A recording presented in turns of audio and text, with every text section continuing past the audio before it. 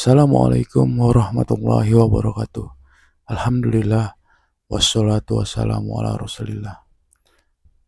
Berikut ini ada penjelasan dari Ustadz tentang konsep ta'aruf dalam Islam. Mari sama-sama kita mendengarkan penjelasannya.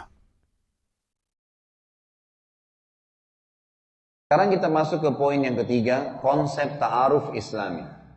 Jelas definisi tadi, jelas tujuan yang empat, maka kita masuk ke poin ketiga, konsep ta'aruf Islami. Baik, saya mau menikah Ustaz.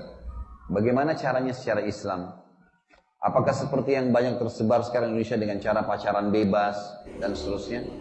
Maka perhatikan bagaimana Islam menata, memanage dengan rapi. Ada 3 hal yang cukup Anda tahu dari pasangan Anda ini, bisa nikah dalam hari yang sama. Kalau sudah dapat informasi ini sudah cukup.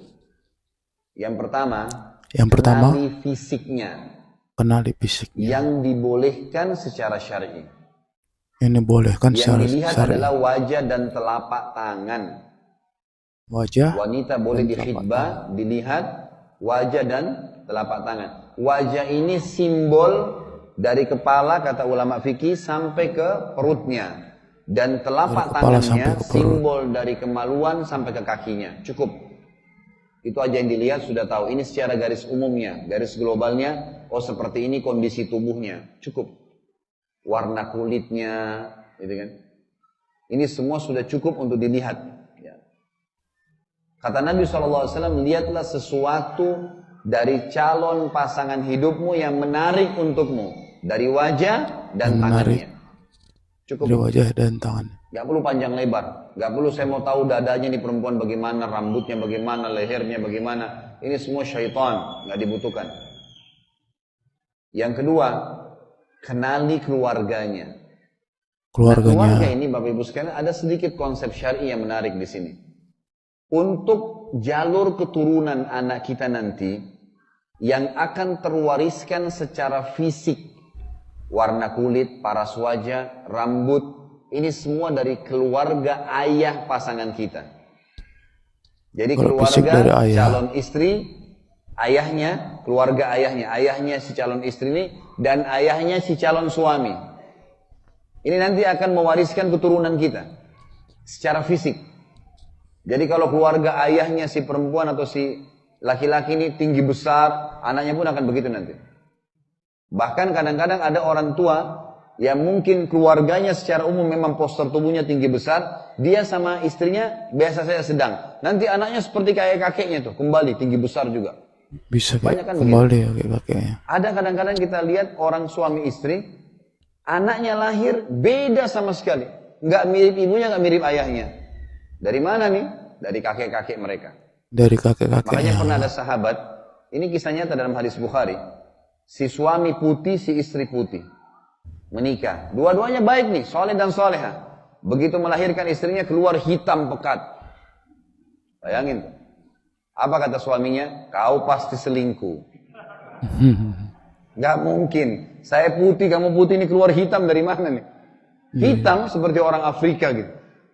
Jadi gak nyambung. Rambutnya pun keriting-keriting. Ini rambutnya lurus. Kata si suaminya, pasti kau selingkuh. Kata istrinya, demi Allah tidak ada yang sentuh saya kecuali kamu. Baik, ini ribut 2 orang ini lapor ke Nabi SAW. Nabi SAW dapat wahyu. Apa kata Nabi SAW kepada si laki-laki? Apa kamu punya unta? Dia bilang, iya ada. Zaman dulu anak sahabat banyak suka pelihara unta. Ya. Warna apa untamu? Pasangan nggak? Jantan betina? Dia bilang, iya ada pasangan. Warna apa? Coklat, kemerah-merahan. Ada anaknya nggak? Ada. Berapa anaknya? 5 ekor anaknya. Baik, apakah semua warna kulit anaknya sama dengan orang tuanya? Kata si laki-laki ini, enggak. Ada bahkan satu yang hitam bulunya. Kenapa kata Nabi SAW? Kata si laki-laki ini, mungkin tertarik jadi jalur keturunannya. Kata Nabi SAW, anakmu juga begitu. Anaknya juga kayak ini gitu. Sama nih, ini jalur keturunan nih. Jalur keturunan. Jadi jangan tiba-tiba memvonis pasangan selingkuh. Gitu kan? Karena memang itu bisa jadi jalur keturunan. Ini kalau kita bisa kumpulin data, sudah tahu nih, oh keluarganya ini memang orang-orang akademik, orang kampus, oh orang-orang baik-baik nih. Secara umum, secara fisik kita sudah lihat, kalau keluarga ibu itu mewariskan karakter, sifat. Sifat dari Keluarga keluarga ayah ibu. menurunkan fisik, keluarga ibu menurunkan karakter. Jadi umumnya keluarga ibunya seperti apa nih? Dua-dua ya. Keluarga ibu si perempuan, keluarga ibu si laki-laki. Dua-duanya. Secara umum global. Misal memang keluarga itu, ada keluarga terkenal baik-baik memang. Keluarga punya adab, tata kerama, baik. Itu jelas ada. Ada keluarga yang terkenal, keluarga ini teledor. Terbiasa keluarga gosip, keluarga yang jauh dari agama, keluarga yang sudah biasa cerai. Udah banyak, ada kan gitu. Ambil sifat global tuh, sudah selesai. Itu yang kedua. Yang ketiga, kenali lingkungannya. Lingkungannya. Kenali lingkungannya. Saran saya, Bapak Ketiga, Ibu sekalian, kenali untuk lingkungan. tidak fokus ke pertanyaan dulu, fokus ke materi ya. Karena materinya belum selesai. Lebih baik Bapak Ibu bawa pulang ilmunya, teorinya, nanti kalau ada hal-hal yang tidak jelas, saya sarankan Bapak Ibu bisa kembali ke web saya nanti di www.khalidbasalama.com. Ada 300 ceramah, di antaranya materi ini. Berikut juga diangkat tanya jawab, ada banyak tanya jawab. Sekarang mungkin sudah ratusan tanya jawab yang diangkat di YouTube, alhamdulillah bisa diikutin dan di web saya. Siapa tahu pertanyaan Bapak Ibu sudah ada di situ, karena ini masalah banyak ditanya gitu. Baik, kita kembali mempercepat waktu karena lihat waktunya. Kenali lingkungan. Lingkungan ini Kenali begini lingkungannya. misalnya. Boleh dalam Islam, Bapak Ibu bertanya kepada calon pasangan, bertanya boleh. Kamu kalau weekend ngapain? Oh, saya kalau weekend biasanya ke diskotik. Oh, saya kalau weekend di karaoke. Oh, saya kalau weekend ke pantai sama teman-teman saya. Udah bisa nilai belum? Iya. Oh, saya kalau weekend ada ibu saya tua, saya bakti dengan dia. Saya di rumah aja baca buku. Cukup. Sudah cukup jadi tolak ukur. Ya kan?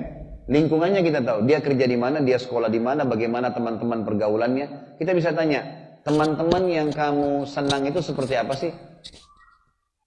Oh, teman-teman yang biasa jalan-jalan ke mall, saya beli baju fashion, sibuk dengan itu.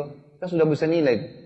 Jadi kalau teman-teman laki-laki suka yang perempuan yang dia siap untuk mengkorek kantongnya, silahkan cari yang di mall terus, gitu kan? Iya. Maka ini adalah sebuah hal yang mesti diperhatikan, lingkungan. Kata Nabi SAW, almaru ala dini khalili, seseorang sesuai dengan agama atau lingkungan dia hidup. 3 hal saja, cukup.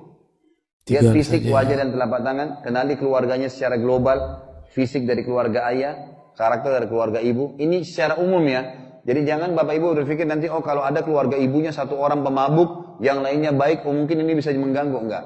Kita bicara secara global. Secara global keluarga. Satu orang itu nggak dihitung yang pemabuk tuh. Kita lihat yang mayoritasnya seperti apa. Tentu nanti setelah kita menikah, kita juga punya pola pendidikan anak lagi ya. Ini kita bicara secara global. Bagaimana caranya saya melangkah menikah. Selanjutnya kita masuk ke masalah. Demikianlah penjelasan dari Ustadz tentang konsep ta'aruf dalam Islam. Semoga bermanfaat bagi kita semua.